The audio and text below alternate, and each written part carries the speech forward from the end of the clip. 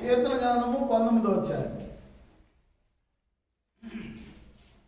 కీర్తన గ్రంథము 19వ అధ్యాయం 7, 8 వచ్చిన 7, 8, 9 3 వచ్చిన. ధర్మశాస్త్రము యథార్థమైనది. దేవుడు నియమించిన ఈ ధర్మశాస్త్రం ఎలాంటిదట? యథార్థమైంది, నిజమైంది. దీంట్లో ఏ పాత్ర పొరపట్లేదు. అది ప్రాణమును తెప్పరిల్లజేయును. యెహోవా శాసనము నమ్మదగినది. అది బుద్ధిహీనులకు జ్ఞానం పుట్టించును. మనకు బుద్ధి లేని వాళ్ళకి జ్ఞానం పుట్టించడానికి బైబిల్ గ్రంథం చదవాలి. అందుకోసం పఠింప శ్రేష్ఠ గ్రంథం అన్నారు. యెహోవా ఉపదేశములు నిర్దోషమైనవి, అవి హృదయమును సంతోషపరచును. చాలండి. నిర్దోషమైన వాక్యాలు కాబట్టి మనం చదివినప్పుడు మన హృదయం ఎంత సంతోషంగా ఉంటే, నీలో కోపము, ద్వేషము, కక్ష, పగ ఇవన్నప్పుడు కూడా మన ఆ మూమెంట్కు మనం మోకాటి మీద ఉండి బైబిల్ చదివినప్పుడు మన యొక్క జ్ఞానోపదేశం, మనకు సంతోషం, మనకి ఆనందం కలిగజేసేదిగా ఉంటుందట. అందుకోసం ఇది దేవుడు అనుమతిస్తే రాసిన వాళ్ళు ఆ యొక్క ఉద్దేశంతో రాశారు కాబట్టి మనం ఈ గ్రంథాన్ని శ్రేష్టమైన గ్రంథంగా మనం అవుతున్నాం. అందుకోసం దీనికి ఎందుకు శ్రేష్టమైందంటే ఈ 3 వచనాలు చదివితే చాలు మనకు ఆనందము, సంతోషము, శాంతి, సమస్యలు కలుగుతాయని చెప్పి మనం చెప్పుకోవచ్చు కదా. దీనికి అర్థం అదే అనమాట. అందుకోసం మనం బైబిల్ ఎందుకు ఎత్తి పాడుతున్నాం అంటే కారణం అందుకే కదా. అది గుర్తెరగాలి. ఇంకోటి మనం చూడాలంటే క్రైస్తవులుగా మనకి 3 విషయాలు గుర్తుంచుకోండి. చెప్తాను వినండి జాగ్రత్తగా. మదిలో వాక్యము, గదిలో ప్రార్థన, వీధిలో సాక్ష్యం. క్రైస్తవులకు ఉండవలసిన లక్షణాలు ఈ 3 అనేది గుర్తుంచుకోవాలి. చెప్తారు నాతోటి. మదిలో వాక్యము చెప్పండి. మదిలో వాక్యము, గదిలో ప్రార్థన, వీధిలో సాక్ష్యం. జాగ్రత్తగా ఈ మాటలు మనం హృదయం వింటే మనం ఏమాత్రం కూడా పొరపాటు చేయము. ప్రభుని ధ్యానించేవారుగా ఉంటాం, ప్రభుత్వ ఐక్యపరుచుకొని ఉంటాం, ప్రభు బిడ్డలను ప్రేమించేవారుగా ఉంటాం. అందుకు గుర్తించుకోవాలి.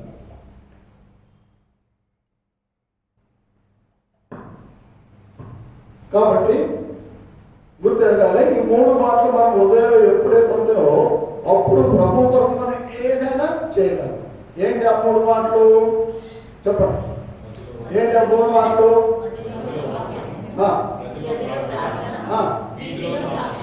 ఈ 3 మన విశ్వాస జీవితం ఎలా ఉంటుంది అనేది సంగతి మీరు అనుభవించండి, ఆచరించండి, వెంబడించండి. అప్పుడు మీకు అర్థమైంది ఒక క్రైస్తవ జీవితం ఏంటో కదా. అందుకోసం దేవాదేవుడు నీకు అర్పించిన మాటలు మనం గుర్తెరిగి ఆ విధంగా ఉంటే దేవుడు మనకి ఏమైనా ఉన్నాడని చెప్పి మనకి అర్థమైంది. అందుకోసమే ప్రియమైన వాళ్ళు అదే దేవాదేవుడు మనకి ఇచ్చే మాటలు మనం గుర్తుంచుకొని ఆ మాట ప్రకారం మన దేవుని వెంబడించాలని బిడ్డ మనం చేస్తున్నాం. ఈ పనిలో పాలు పొందాలి. ఎవరు పాలు పొందాలా, ఎట్లా పాలు పొందాలా, ఎందుకు పాలు పొందాలా, దానివల్ల మనకు లాభం ఏంటి, నష్టం ఏంటి, ఇవన్నీ కూడా మనం తెలుసుకోవడానికి ఇది ప్రసంగం కాదు, బోధ కాదు, కానీ హెచ్చరికలు అనేది మనం గుర్తుంచుకోవాలి. ఆ హెచ్చరికలు చూసుకోవడానికి 2 మాటలు మనం చూద్దాం. సామెతలు 22వ అధ్యాయము 4వ వచనం ఒకసారి చదవండి. సామెతలు 22:4. దేవుని యందు భయము, భక్తి కలిగి ఉండుట వినయమునకు ప్రతిఫలము. దేని వల్ల కలిగింది? మరి దేవుని యందు భయము, భక్తి ఉంటే వినయమునకు ఆధారం. వినయము, దేవుని యందు భయము, భక్తి ఉంటే మనం ఎట్లా ఉంటామంట? మనం హెచ్చించుకోము. అయ్యో నాతో ఏముందిలే, నాలో ఏముందిలే, నేనంత వాడి కానీ, నేనంత దీన్ని అట్ట దీనత్వం కలిగి మనం ఉంటామంట. దేవుని యందు ఏముంది? మనకు భయం ఉంది కానీ భక్తి లేదు, భక్తి ఉంది కానీ భయం లేదు. ఈ 2 ఉండాలంట. ఈ 2 ఉంటే భయము, భక్తి ఉంటే ఏం చేస్తున్నాం? అయ్యో ఇది దేవుని దినం కాబట్టి. దేవుని దినం మనం తీరమా? దేవుని దినం ఎక్కడ ఉంది మాట? యెషయా 58:13 చదువు. యెషయా 58:13. ఈ విశ్రాంతి చెబుతాంట దేవుడిది బంధ కాదు. మనం ఏం చేసుకుంటాం? ఈ విశ్రాంతి దినం వచ్చిందలే, సెలవు దినం వచ్చిందని చెప్పి ఏమో ప్రోగ్రాం వేసుకుంటాం కదా. ఎక్కడికి వెళ్దాం, చుట్టాల దగ్గరికి వెళ్దాం, బంధువుల దగ్గరికి వెళ్దాం, లేదా సెలవు వచ్చింది కదా ఇంకో పని చేద్దాం, మందిరానికి రావాలి కదా. కానీ ఇది దేవుడు మనకి ఇచ్చిన దినం ఏంటంటే ఆయన సన్నిధిలో కనపడటానికి, ఆయనతో ఐక్యపరచుకున్నాను, ఆయనతో జీవించడానికి, ఆయనతో కలిసి మాట్లాడడానికి ఈ దినం మనకి ఇచ్చాడు. ఈ దినం నాది అన్నాడు ఆయన, మంద కాదు. మనం ఏదో వాడు వాడుకుంటామని మనం వాడుకోవద్దు. ఆయన దినం నా దినం కాబట్టి నా విశ్రాంతి దినమున వ్యాపారం చేయకుండా నాకు ప్రతిష్టమైన దినమని నీవు ఊరకుండిన ఎడల విశ్రాంతి దినము మనోహరమైనదియు, మనోహరం అంటే సంతోషమైనది విశ్రాంతి దినము, యెహోవాకు ప్రతిష్ట దినమనియు ఘనమైనదనియు అనుకొని దాని ఘనముగా ఆచరించిన ఎడల నీకు ఇష్టమైన పనులు చేయకయు వ్యాపారము చేయకయు లోకవాదలు చెప్పుకొనకయు ఉండే ఎడల నీవు యెహోవా యందు ఆనందించెదవు. దేవుడిలో మనం ఆనందించాలి అంటే, దేవుడిలో మనం సంతోషించాలి అంటే, దేవుడిలో మనం ఉత్సాహంగా ఉండాలంటే ఈ దినాన్ని దేవుడి సన్నిధిలో మనం గడిపినప్పుడే. అందుకోసమే మన పెద్దలు ఏం చేశారు, మనకి 10వ వంతు అని చెప్పి ఈ దినాన మరి మనకు లెక్కేశారనమాట. ఏంటి 2 గంటల 35 నిమిషాలు 64 సెకండ్లు 60 సెకండ్లు చెప్పారు మనకి కదా. అదంతా దాన్ని మనం ఏం చేస్తామంటే 3 గంటలు లెక్కేసుకొని దేవుని దినంలో ఒక్క దినం గడుపుతా మనకి ఒక దినం ఆదివారంలో దేవుని దినం కాబట్టి మనం గడిపితే మనకు ఎంతో సంతోషం. అందుకోసం మీరు లేట్ వచ్చారు కదా, 10:30 రమ్మంటే 11 గంటలకు వచ్చారు. ఎంత తగ్గింది? మన దగ్గర 10 రూపాయలు అని అనుకో, దాంట్లో రూపాయి తీసేది 10 ఎన్నైతే చెప్పాలి మరి 9 రూపాయలు కానీ మనకు 10 రూపాయలు కావాలి, మరి 1 రూపాయలు పోయింది కదా. కాబట్టి దేవుడు మనకు 10 రోజు సమయాన్ని ఆయనకి ఇవ్వాలంట.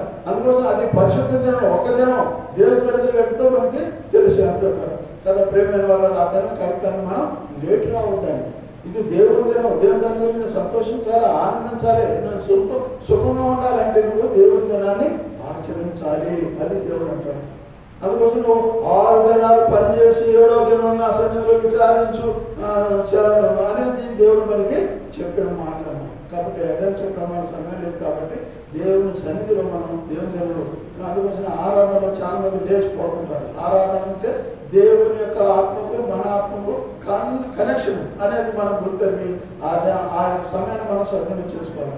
అందుకోసం దేవుడు చెప్పిన మాటలు మనం గుర్తుంచుకొని మన మదిలో వాక్యం ఉండి, గదిలో ప్రార్థన ఉంటే, వీధిలో సాక్ష్యం. అందుకోసం ఈ మాటలు మనకు రావాలంటే, దేవుని సన్నిధిలో మనం గడపాలంటే, దేవునితో ఐక్యపరచుకుంటుందంటే దేవుని మందిరాన్ని ఈ దినం ఆయనది మందగా. కాబట్టి ఆయన దినాన్ని సన్నిధిలో మనం గడిపినట్టయితే మనకు ఎంతో సంతోషం ఉంటుంది, ఎంతో ఆనందం ఉంటుంది, ఎంతో ఉత్సాహంగా ఉంటుంది. ఏమి రోగాలు రావని కాదు, వస్తాయి. కానీ దేవుని సన్నిధిలో గడిపినప్పుడు తక్కువ వచ్చినా వెళ్ళిపోతాయి. అందుకోసం నువ్వు ఎంత శ్రమ పడాలో అంతే ఇంత కానీ ఎక్కువగానే చెప్పి దేవుడు చెప్పాడు. కాబట్టి ఆ శ్రమ తగ్గట్టు మనం ఉండాలి. అందుకోసమే ప్రేమను గుర్తుంచుకొని మనం దేవుని సన్నిధిలో ఈ 3 మాటలు మీరు గుర్తుంచుకున్నట్టయితే దేవుని సన్నిధికి క్రమంగా వస్తారు. దేవుని సన్నిధిలో మనం ఆరాధించే వాళ్ళు ఉండాలి, సంతోషంగా ఉంటాం. అందుకోసం మన సాక్ష్యం అనేది చాలా ఇంపార్టెంట్ కదా. ఇవే గుర్తుంచుకొని మన అంశంలోకి వెళ్దాం. చూడండి, యోహాను సువార్త 5వ అధ్యాయం. యోహాను సువార్త 5వ అధ్యాయం 35వ వచనం. యోహాను సువార్త 5వ అధ్యాయం 35వ వచనం. అతడు మండుచున్న ప్రకాశించుచున్న దీపమై ఉండెను. మీరు అతని వెలుగులో ఉండి కొంతకాలం ఆనందించుటకు ఇష్టపడితిరి. చాలండి, మరోసారి చదువు. అతడు మండుచు ప్రకాశించుచు దీపమై ఉండెను. మీరు అతని వెలుగులో ఉండి కొంతకాలం ఆనందించుటకు ఇష్టపడితిరి. చాలండి. కాబట్టి ఈ మాట దేవుడు మనం దీవించి ఆశీర్వదించినట్టుగా, మన దేవుడు మనం పంచిపెట్టేట్టుగా దేవుని వైపు చూద్దాం. ప్రార్థన. ప్రేమ మా పండు తండ్రి, దేవో ఉన్నవాడని కూడా ప్రార్థన జవాబించే తండ్రి, సకల సృష్టికర్తలు సర్వప్రియ సర్వజ్ఞానం సంవత్సరం చక్కగా తప్పించే దేవాన్ని పొందినారు. మీరు ఇచ్చిన లేఖన వాళ్ళని బట్టి పొందినారు. లోతైన సత్యాన్ని మనం ఉపయోగపరిచి మా పిల్లలు కనుగొని చేతులు కప్పగించుకోవచ్చు, రక్తపరిచయం తీసుకొచ్చుకుంటూ ఏ సత్యపరచం మరొకసారి నన్ను నీ రక్తపరిచితే నువ్వు వస్తారు తీసుకెళ్తాను స్వప్రదాన్ని నిరీక్షణ నా దేవుడికి నా విజ్ఞానాన్ని బంధిస్తుంది ఆరాధన వేసునామం సమర్పించుకుంటున్నాను తండ్రి. ఆమేన్. కాబట్టి ప్రేమైన వాళ్ళ ఈ యొక్క వాక్యాన్ని మనం గుర్తుంచుకొని మనం ఏం చేయాలి, ఏం చేయకూడదు కదా. ఇప్పుడు మన సమయం ఎంత ఉన్నదంటే ఇంకా అభివృద్ధి పొందాలంటే మనం చేయాలి. ఏం చేయాలి మరోసారి మాట చదువుతారా? మండుచు చదువు. అతడు ఏమైపోయాడు? మండుచు ప్రకాశించు దీపమై ఉన్నట్టుగా మనం చూస్తున్నాం కదా. మనం కూడా ఉండాలి కానీ సండే వారం కాదు.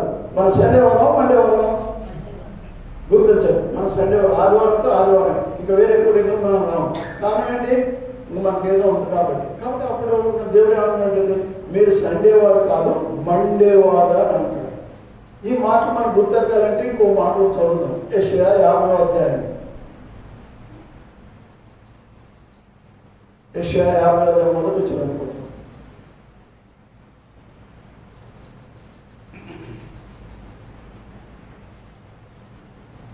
యెషయా 50వ అధ్యాయము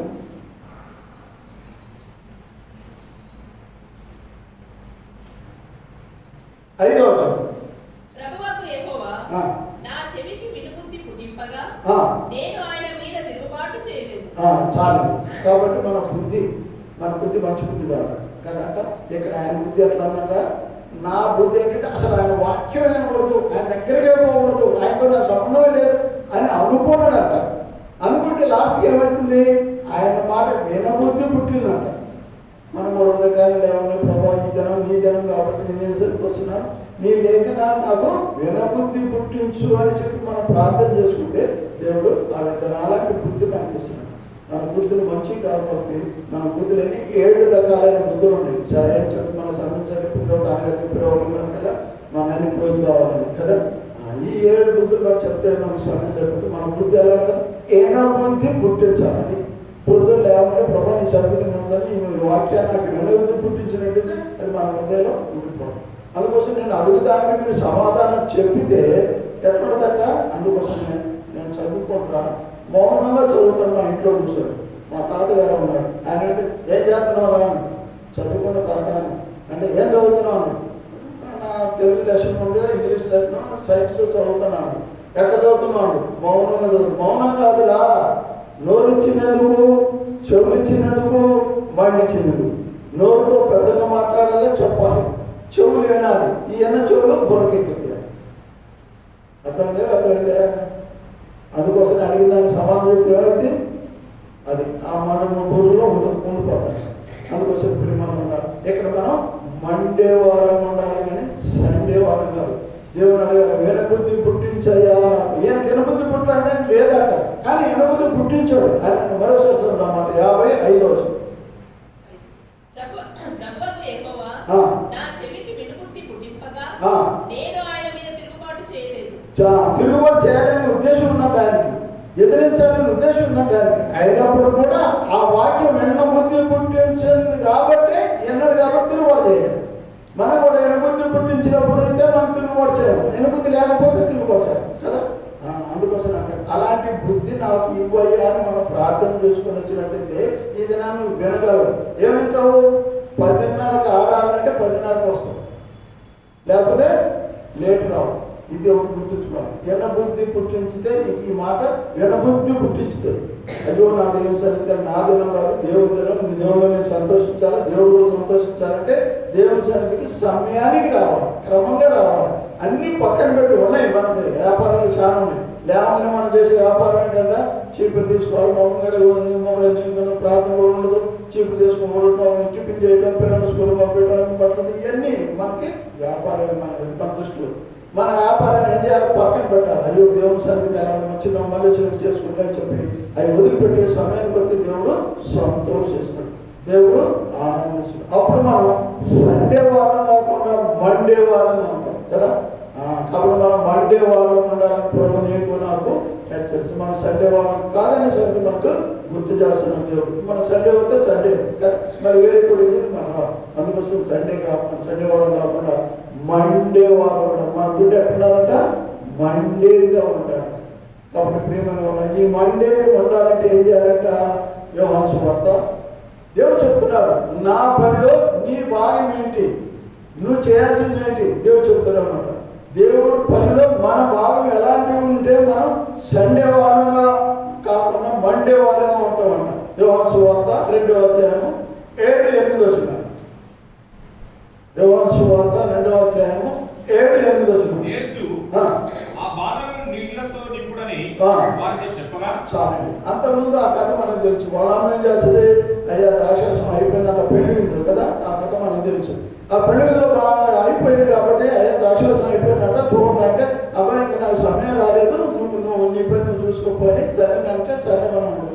చెప్పారు. సరేమని ఏం చెప్పాడు ఆయన? మీరు ఆ కొండలో నీళ్లు నింపండి అన్నాడు. దేవుడు చెప్పిన పనికి మనం వాళ్ళు లోపడ్డారు. ఏది ప్రభు ద్రాక్షరసం గారు నింపాల్సింది నీళ్ళు నింపుటి అంటే అడిగారా? అడగలేదు. లోపడ్డారు, విధేయత చూపించారు. 10 గంటలకు ఆరాధన అంటే 10 గంటలకు వస్తే 10:30కి వస్తే దేవుడు ఏమంటాడు? సంతోషిస్తాడు. మనం లేటుకు వస్తే దేవుడు దుఃఖపడతాడు. అందుకోసం విధేయత మనం చూపించాలి. ముఖ్యంగా ఆదివారం రోజు మనం 10:30 కంటే 10:30కి వస్తే దేవుడు సంతోషిస్తాడు. అందుకోసం దేవుడు చెప్పాడు, అయ్యా గుడ్డలంటే నీళ్ళు నింపండి అన్నాడు. ఏంది ప్రభావ నీళ్ళు ఎందుకు నింపాలా? ద్రాక్షరసంలో కావాల్సింది ఇప్పుడు ఉపయోగించిన ద్రాక్షరసం వాళ్ళు అన్నారా?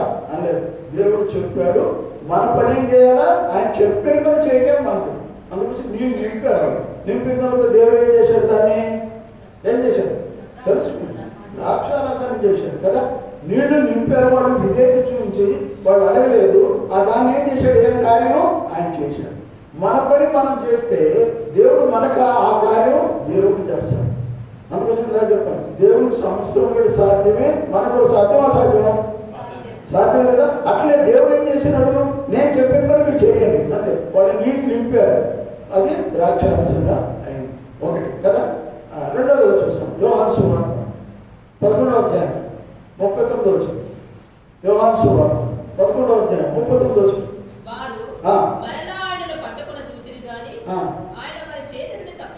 చూడండి ఏనండి చక్కగా 11వ అధ్యాయం 39వ వచనం. యోహాను సువార్త.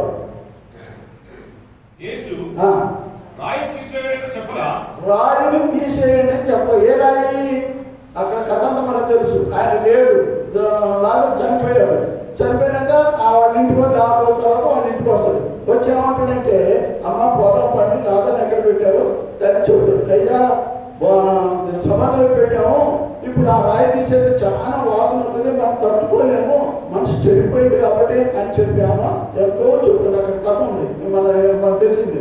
అయితే అదేమో చదవడానికి మన సమయం లేదు కాబట్టి నోటితో చెప్తాడు. కాబట్టి రాయి ఏం చేశాడు? మీరు రాయి తీసేయండి అని. అక్కడ వాకపోతే ఏదో పోదామంటే సమాధానానికి వచ్చారు. వచ్చిన తర్వాత ఆయన ఏం చెప్పాడు?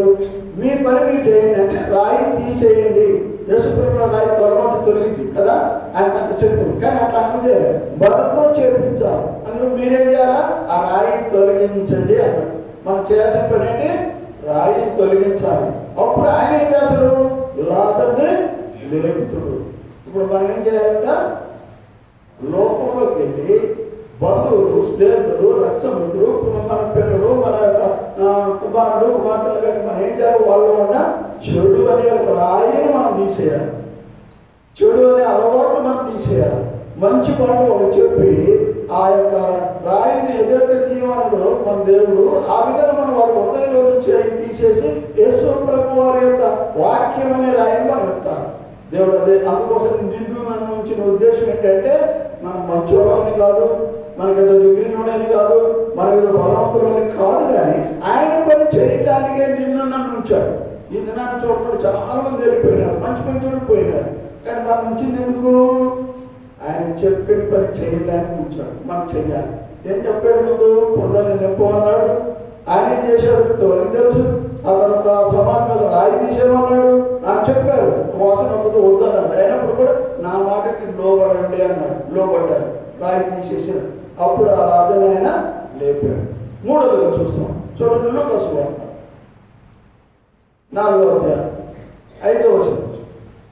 లూకా సువార్త 4వ అధ్యాయం 5వ వచనం. చూస్తే మనకు అయిపోయింది. అప్పుడు అపవాది ఆయన తీసుకుని పోయి భూలోక రాజ్యం 5:4 లూకా సువార్త 5వ అధ్యాయం 4వ వచనం. ఆయన బోధించిన చాలించిన తర్వాత నీవు ధోరణి లోతులు నడిపించి చేపల పట్టుటకు మీ వలలు వేయడని సీమోనుతో చెప్పగా, సీమోను ఏలినవాడా, రాత్రంతయు మేము ప్రయాసపడుతుంది కానీ. ఆ కథ మనకు తెలుసు. రాత్రంతా వాడు ప్రయాసపడి చేపలు పట్టాలని ప్రయాసపడితే కూడా రాత్రంలో కూడా ఒక చేప కూడా పడలేదు. పడకపోతే దేవుడు ఏమంటాడు? నేను చెబుతాను, మీరు చేయండి. మీరు రాత్రి ఏదైనా చెయ్యొచ్చు, నాకు అవసరం, నేను ఇప్పుడు చెప్పింది మీరు చెయ్యండి అన్నాడు. సరే ప్రభావం నువ్వు చెప్పండి చేతని చెప్పి ఆ వల ఏమంటే వల వేశాడు. దేవుడు చెప్పాడు, వాడు వేశాడు కదా. వేసినప్పుడు ఎన్ని చేపలు పడే మనకు తెలుసు కదా. అట్లే మనం ఇప్పుడు ఏం చేయాలా? వల వేయాలి. ఎలాంటి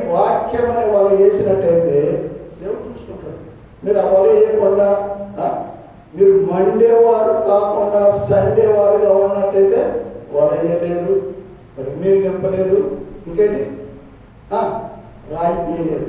దేవుడు చెప్పేది అది. నువ్వు సండే వారుగా కాకుండా మండే వారుగా ఉన్నట్టయితే ఈ 3 పనులు చేస్తాం. మనం 3 విషయాలు మీకు జ్ఞాపకం చేస్తాం. ఒకటే ముందు చెప్పిన 3 విషయాలు ఏంటంట చెప్పండి. ముందు చెప్పిన 3 విషయాలు మర్చిపోయారు చెప్పనా? గదిలో ఆ 3 మనకి జరగాలంటే మనం ఏం చేయాలి? దేవుడికి లోబడాలి. లోబడాలంటే ఏం చేయాలి? నీళ్లు నింపాలి, రాయి తీసేయాలి, వలయ్యాలి. నీళ్ళు నింపేది, రాయి తీసేసేది అంటే వలేసేది. వాక్యం అనే వలయ్యాలి, వాక్యం అనే నీళ్ళు నింపాలి, వాక్యం అనే ఇట్లా 3 విషయాలు 3 6 విషయాలు మనం గుర్తుంచుకున్నట్టయితే అప్పుడు మన సంఘానికి నిండిపోవాలి కదా. మనం మండే వారంగా ఉండాలి, సండే వారం కాదండి. గుర్తండి, ఎప్పుడైతే మండే వారం ఉంటామో అప్పుడు మన హృదయం ఎట్లా ఉందంటే, అయ్యో నా తమ్ముడు, నా బంధువులు, నా స్నేహితులు, నా ఇరుకులు అయ్యో చనిపోతే నరకానికి పోతారు అని చెప్పి దేవుని సన్నిధిలో భోజాడినట్టయితే, ప్రార్థించినట్టయితే దేవుడిని ఎలా ఉంటాడు. వెళ్ళినప్పుడు ఆ సందర్భానుసారం ఏం చెప్పాలో నేను చెప్తాను, నువ్వు వెళ్ళు అంటాడు. అయ్యా నా చదువు రాదు, నాకు చెప్పడం రాదు అంటే నువ్వు అదే కాదు, ఆయన గొప్ప చెప్పి నువ్వు వెళ్తే చాలు, ఆటోమేటిక్గా అయితే వస్తుంది. దానికోసం చెల్లవచ్చారు. నాకు జరిగిన విషయాన్ని చెప్పాలి, వెళ్ళు అన్నాడు. వెళ్ళినప్పుడు ఆయన కార్యం చెప్పాలి నీ పని, అది మనం చెప్పే మాట కదా. అలాంటి విషయాలు జరిగిన విషయాలు చాలా ఉన్నాయి, చెప్పడానికి సమయం లేదు. మనం చేయాల్సిన పని ఏంటంటే ఏం చేయాలి? మనం మండే వారం ఉండాలి కానీ సండే వారం కాదనే సంగతి మనం గుర్తిరిగినట్టయితే మనం మండే వారం ఉంటాం. చూడండి, కీర్తన 39:3 తొత్తలు చదవండి. 2-3 మాటలు చూసుకొని మనం ముగించుకుందాం. కీర్తన 39:3 నా గుండె నాలో కీర్తనీయుడు దావీదు మహారాజు అనే మాట ఏంటంటే ఆయన గుండె మండుచుందంట. నేను ధ్యానించుండగా మంట పుట్టెను, అప్పుడు నేను ఈ మాట నోరారా పలికితిని. ఆయన గుండె మండుతుందంట. మండి అప్పుడు నాయన నోరారుగా, ప్రభువా, తండ్రి, నాయన, నా పిల్లలు, నా స్నేహితులు, నా బంధువులు, నా కుమారుడు, నా కుమార్తెలు నశించడం సిద్ధంగా ఉన్నారు తండ్రి. మంట ఆయన మంట. నీళ్ళు నాలో అలాంటి మంట ఉంటే మనం ప్రార్థన చేస్తే మన ప్రార్థన జవాబు వచ్చి ఈ సంఘాన్ని ఇంకా డబ్బులు చేస్తాం. మనం ఏంటంటే నేను రక్షించబడినా సార్ ఇంతే నేను నాన్నగోడ దొరుకుతాను అనే ఉద్దేశం కాకుండా మన హృదయం ఏం కావాలంటే ఇక్కడ దావీదు గారి హృదయం ఎట్లా మండిందంట. అయ్యో నా జనం నశించుతానికి సిద్ధంగా ఉన్నారు, నరకాన్ని పోవడానికి సిద్ధంగా ఉన్నారు, వాళ్ళ గురించి నేను ఏం చెప్పాలి ప్రభువా అని దేవుని దగ్గర సోదరు పక్షులు గారు అట్లే మోకాడి జీవితం కలిగి తెలుసన్నారు నేను ఆత్మను కదా.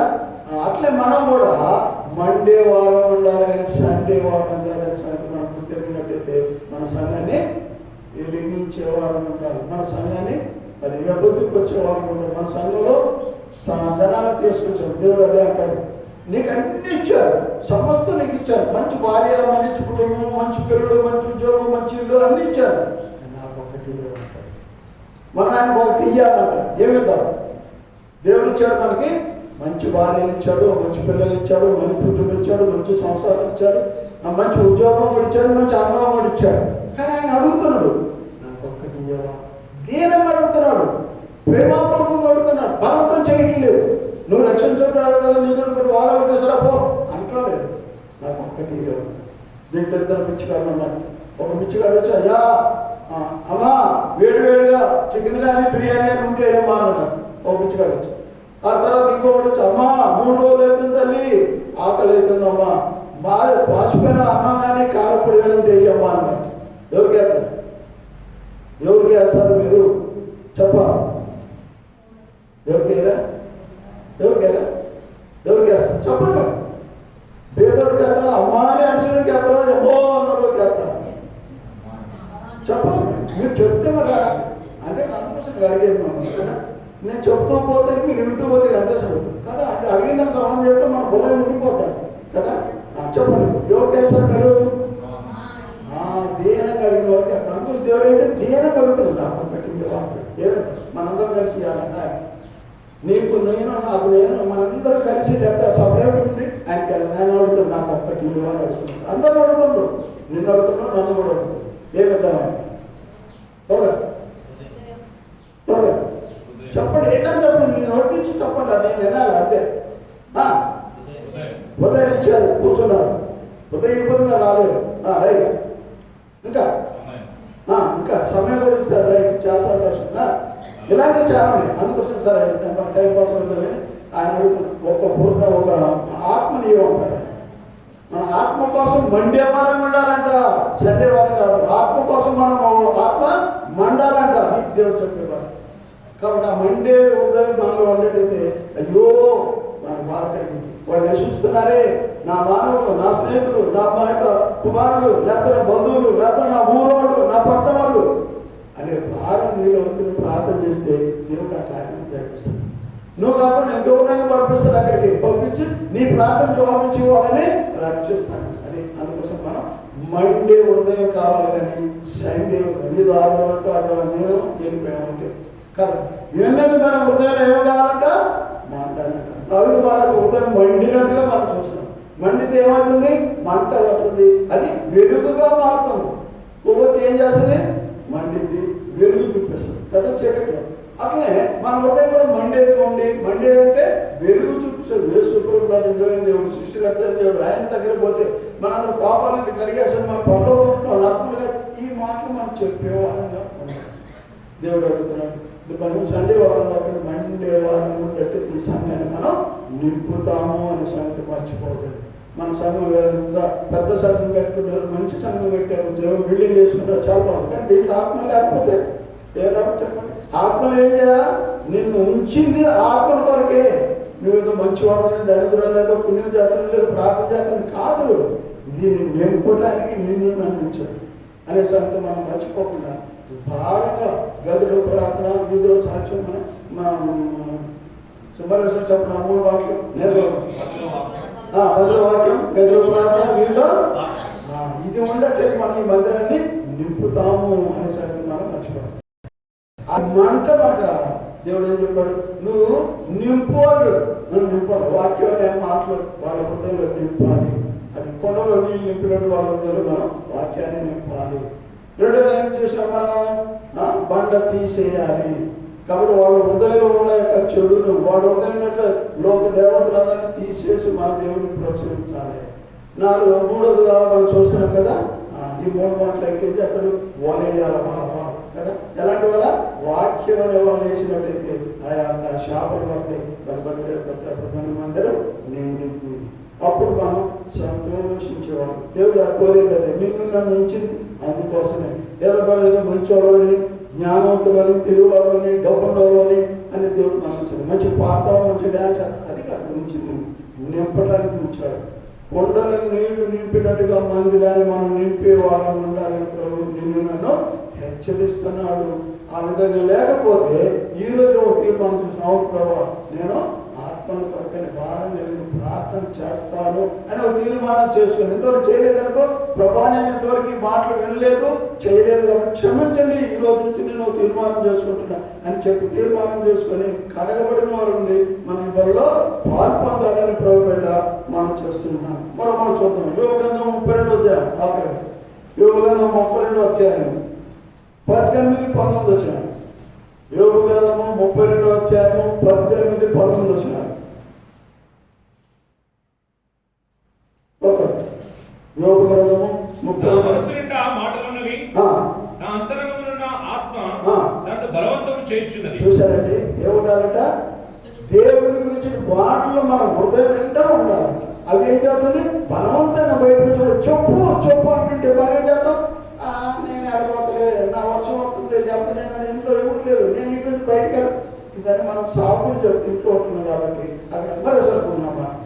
నా మనసు నిండా మాటలున్నవి, నా అంతరంగమునున్న ఆత్మ బలవంతం చేయుచున్నది.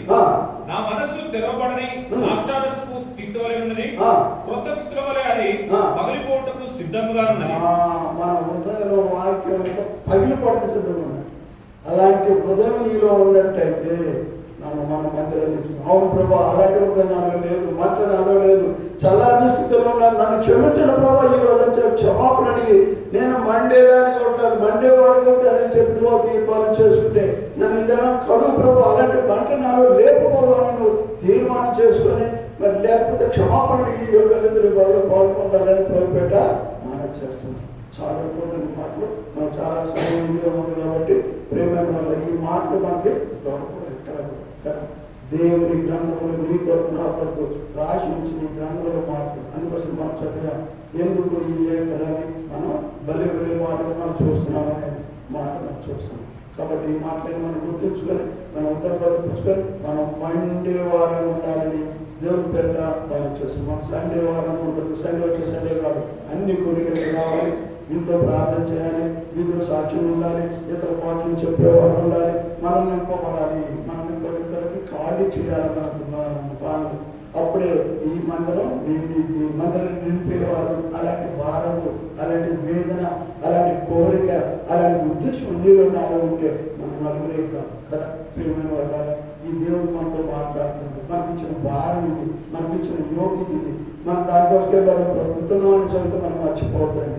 ఏదో మంచి వారం కాదు కానీ, ఏదో పుణ్యం చేస్తున్నాం పదాలు దానిస్తాననే కాదు కానీ, ఏదో వచ్చిన సేవకులు కూడా మేము ఘనంగా స్వాగతం అది కాదండి. దేవుడు చెప్పేది మన హృదయం ఎట్లా నశించిపోయే ఆత్మ పట్ల భారం ఉండాలి. ఆ భారంలో మనం ఏం చేయాలా? గదులు ప్రార్థన చేయాలి, వీధిలో మన సాక్ష్యాన్ని కాపాడుకోవాలి, మన మనలో వాక్యాన్ని ధ్యానించాలి. ఇది దేవుడు చెప్తుంది. అప్పుడు మనకేమైతే మండేవారు ఉంటారు, నింపేవారు ఉంటారు, ఇవన్నీ కూడా వాళ్ళు వేసేవారుగా ఉంటారు. ఈ మాటలను గుర్తుంచుకొని మన ప్రభుత్వం ఏమనించాలని మనం చేస్తున్నాం. తీర్మానం చేసుకుని అలాంటి తీర్మానం చేసుకున్న వాళ్ళు ఈ బరువుల పాల్గొనడానికి యోగ్యత గలవారుగా ఉంటారని ప్రభుత్వం ఈ హెచ్చరిక తీసుకుందాం. ఈ యొక్క మాటలు మనం హృదయంలో తీసుకున్నాం. నిజంగా నేను ఎందుకు పడకపోతే, నేను ఎందుకు పడలేకపోతే, నేను ఎందుకు రాజేసుకోవద్దు, నాకు ఏం కాదు, దేవుడు సమస్యలు దేవుడు సాధ్యం, నాకు కూడా సాధ్యం అని చెప్పాడు. ఎంత విశ్వాసం ఉంటే ఎంత విశ్వాసం ఉంటే ఆ విశ్వాసం నేను కూడా చేయగలనే ఉద్దేశం నేను వచ్చినట్టయితే నేను కూడా ప్రార్థించగలను. నేను కూడా నా ఒళ్ళు కూడా ఆ విధంగా మండుతున్నది ఎవరికి పోయి చెప్పాలి, వాక్యం ఎవరిని తీసుకురావాలా, ఎవరితో ప్రేరేపణ కలిగింది నీకు అనే సంగతి నువ్వు నీ హృదయం పండినట్టయితే నువ్వు తిరుపతిలో తీసుకెళ్తూ ఈ సంఘాన్ని మనందరం కూడా కలిసి చేసే పని చాలా జాగ్రత్తగా గుర్తిరిగి చేయాలని ప్రేరేపణ మనం చేస్తుంది. దేవుడి ఇచ్చిన ఎక్కిన బాగా మనకి విడిచి పంచిపెట్టే విధంగా ప్రభుత్వం మనం చూసేవాళ్ళు ఉన్నారు. ప్రభుత్వం మనం చేస్తాం.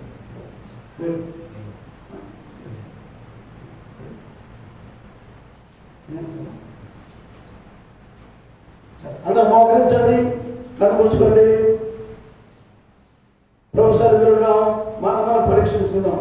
మనం వల్ల వేసేవారు ఉన్నావా లేమా, కొడలు నింపేవారు ఉన్నావా లేమా, అదేవిధంగా మరి ఇతరులు మనం ప్రోత్సహించేవారు ఉన్నావా లేదా, నశించిపోకుండా భారం నీకు ఉందా లేదా, ఇవన్నీ కూడా మనం గుర్తించుకొని అవి చేయకపోతే ఈ రోజు నుంచే తీర్మానం చేసుకొని నేను చేస్తా ప్రభా, నేను నింపుతా ప్రభా, నేను రాయి తీసేస్తా ప్రభా, అంటే ఆ హృదయం పొడుతుంది ప్రభా, ఆ వేదన అలవద్దు ప్రభా, నేను ఇద్దరు వాకింగ్ చెప్పాలి అని చెప్పి తీర్మానం చేసుకొని అక్కడ మరి పనులు పాపం సిద్ధపడానికి మనం చేస్తున్నాం.